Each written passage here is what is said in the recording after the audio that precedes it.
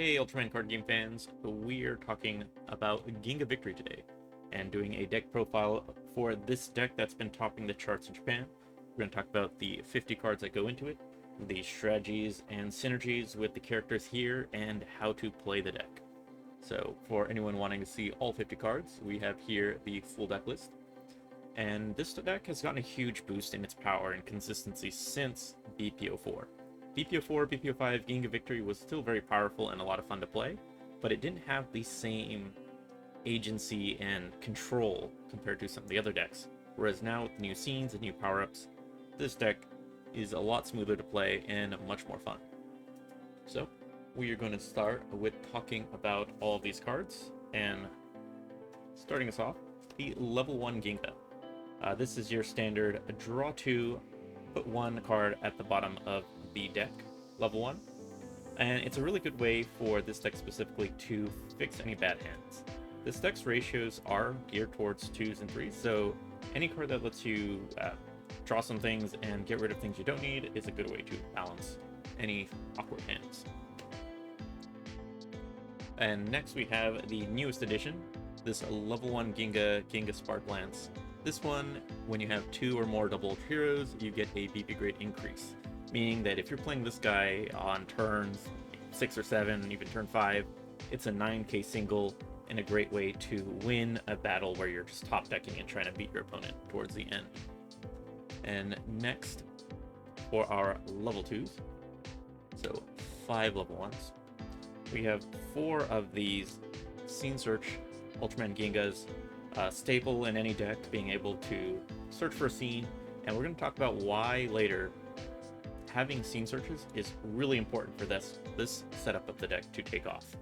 But for now, 4 scene searches, get some extra cards in discard, and help you find those key scene cards. And next we have the 4 muscle draws, Ultraman Ginga Thunderbolt, a really good card that came to us in BP04.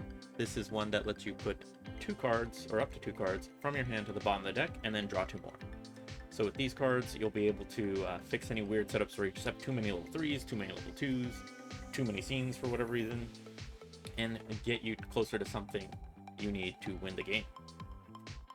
And lastly, we have here for our Ginga level 2s, the new Ultraman Ginga Strirum Triple R from BP08.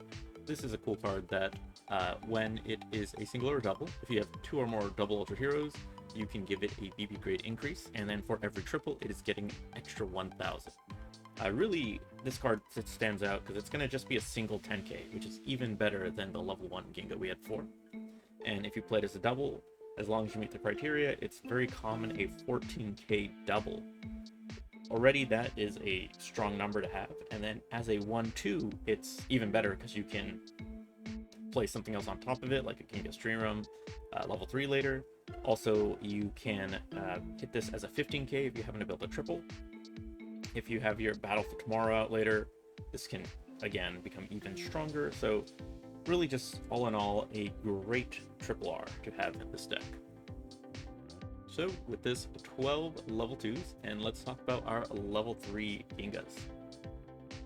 So next we have our good old reliable BP03 Triple R Ginga. This is one that when you have 2 or more double Ultra Heroes, it gets a BP grade increase, meaning that it is a 17k double. And I think that is one of the core strategies of this deck, to take lead when you need it and to power through opponents' lanes for fewer cards. And even better, when you have 4 more doubles, which this deck can usually get to, it becomes an 18k. So this is the key level 3 Triple R of this deck. And now with our newest addition, the level 3 Triple R here, or double R from BP08. This one is when you have a double or triple and 2 or more double Ultra Heroes, this gets a plus 2000 BP, which is usually pretty easy to hit with this deck. So you can think of this as a 14k double, stronger than some of the other vanilla cards, and it can even become an 18k triple. And when you think about Battle for Tomorrow later, this deck, or this card, stands out even more as a powerful card to build towards. And next we have Ginga Strirum. So this is a BP4 level 3 that when you have it as a double or triple, as long as you have 2 or more double Ultra Heroes on the field, or 3 or more. This can give its opponent a BP grade decrease or a BP grade decrease to any of the victories. And in this set, with so many BP grade increases across the board and BP grade decreases, having access to a little bit of your own is really good in stalling the game sometime, taking the turn a little bit longer, taking lead, and really good utility with this deck. And it's not too difficult to hit 3 doubles. Sometimes you don't have it, but I think these are the 11 level 3s that provide a lot of power, utility, and help you control the flow of the game. So this is our Ginga setup.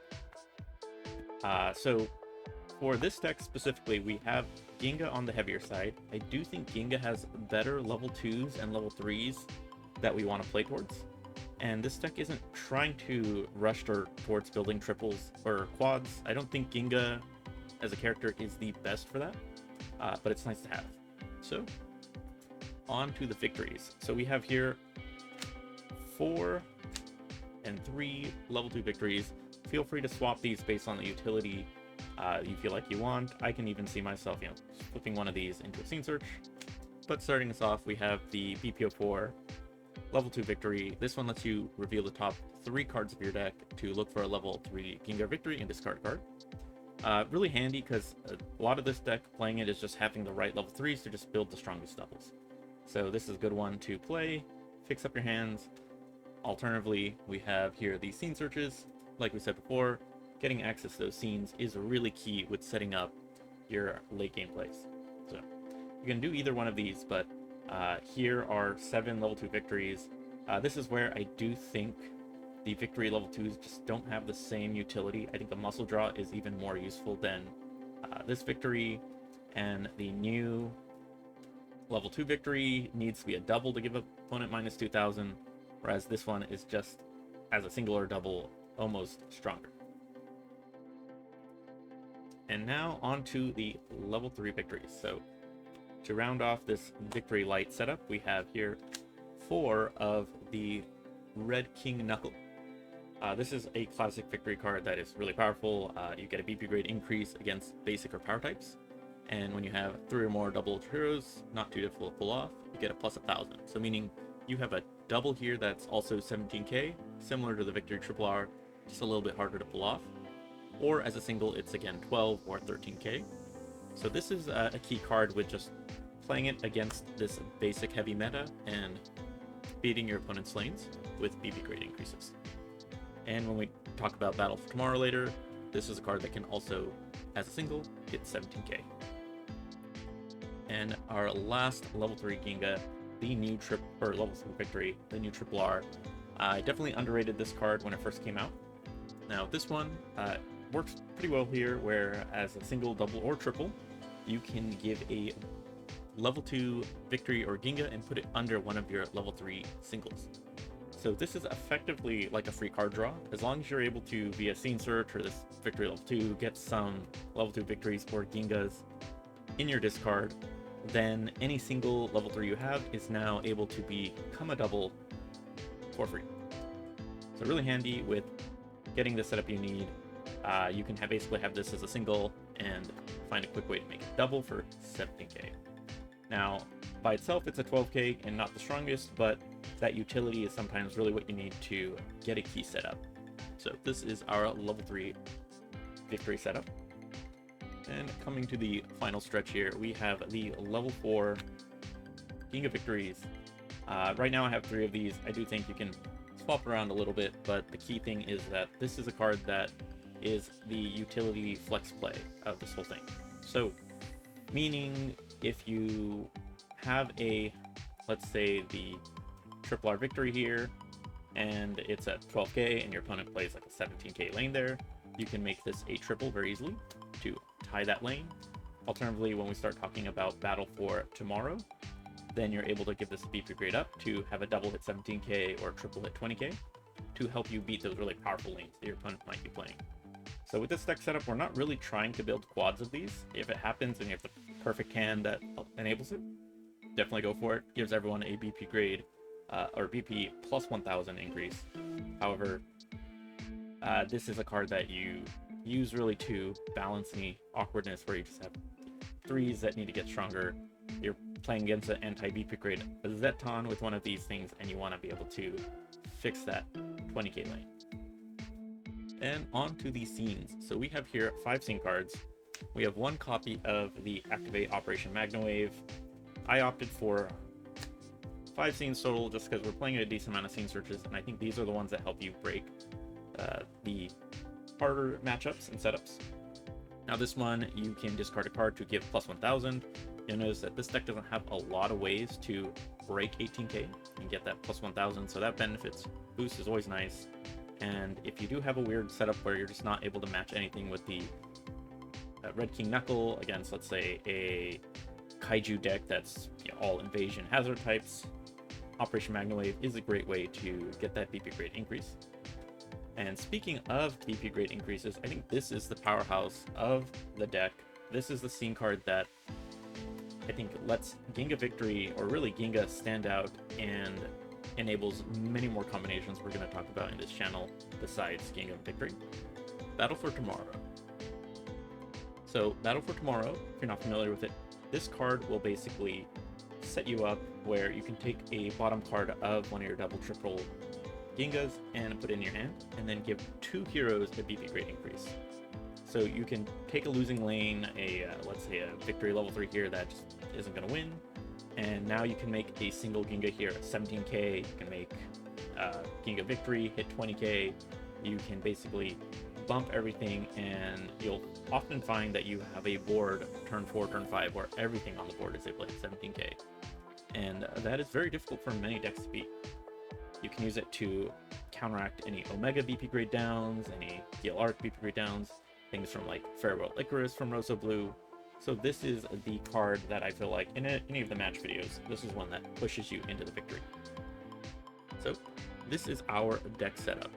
So now let's talk about really how you want to play this deck and look for a mulligan. So with the deck here, typically what I'm looking for in my opening hand is if I can get a level 1 Ginga, it's always nice. You can typically fix anything you're missing and draw into a better level 2 or level 3 that you might need.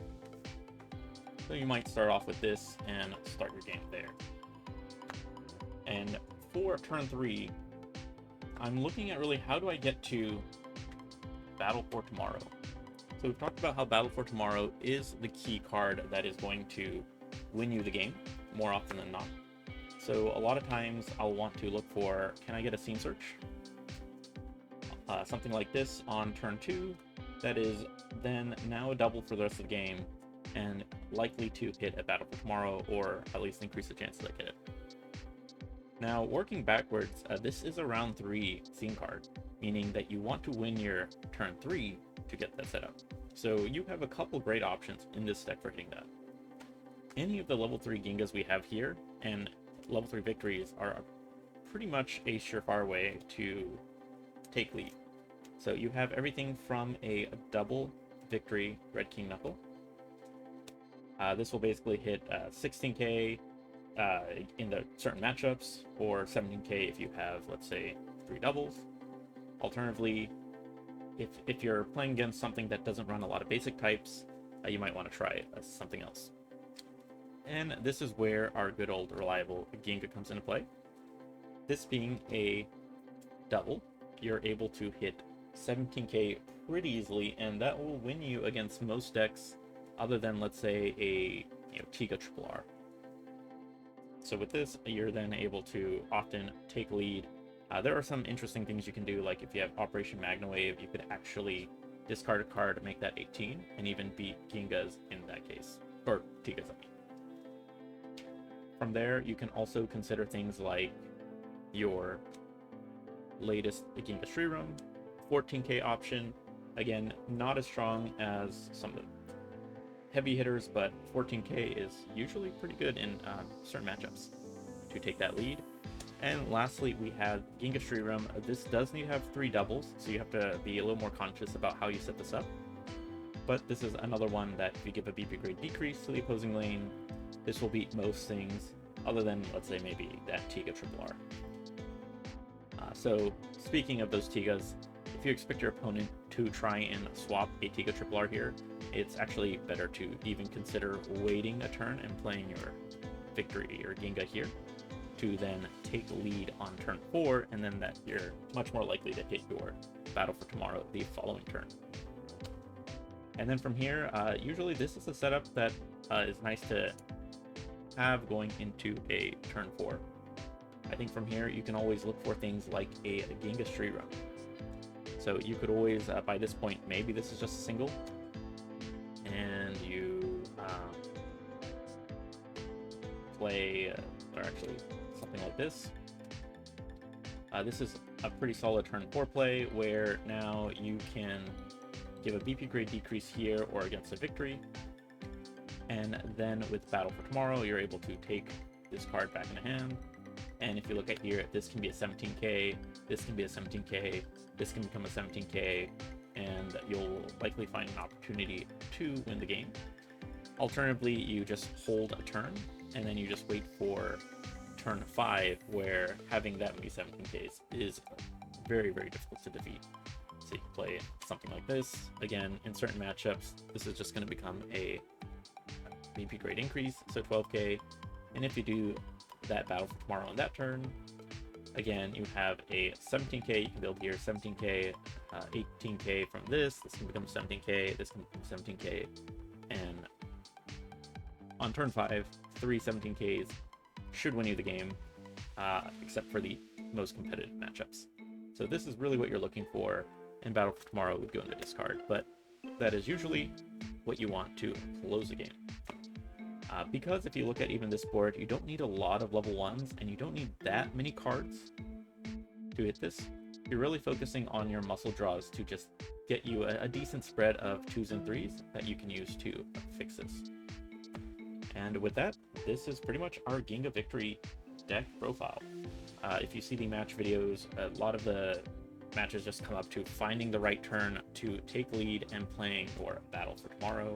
And from there, just trying to align any victories here or getting a free extra card from your level 3s here, and pretty much just powering through. Unless a deck has access to a lot of BP grade increases or power that can exceed 18k, you're pretty set. So those are things you would just want to watch out for. You know, those blues that can hit 19, nexuses, and anything of that nature. So with that, hope everyone enjoyed this Ginga Victory deck profile video. Let us know in the comments what victory setup you like. I know there's victory heavy decks that have been doing well in Japan, different compositions of your Gingas, and from here, just try this out. Let us know what you think in the comments, and enjoy.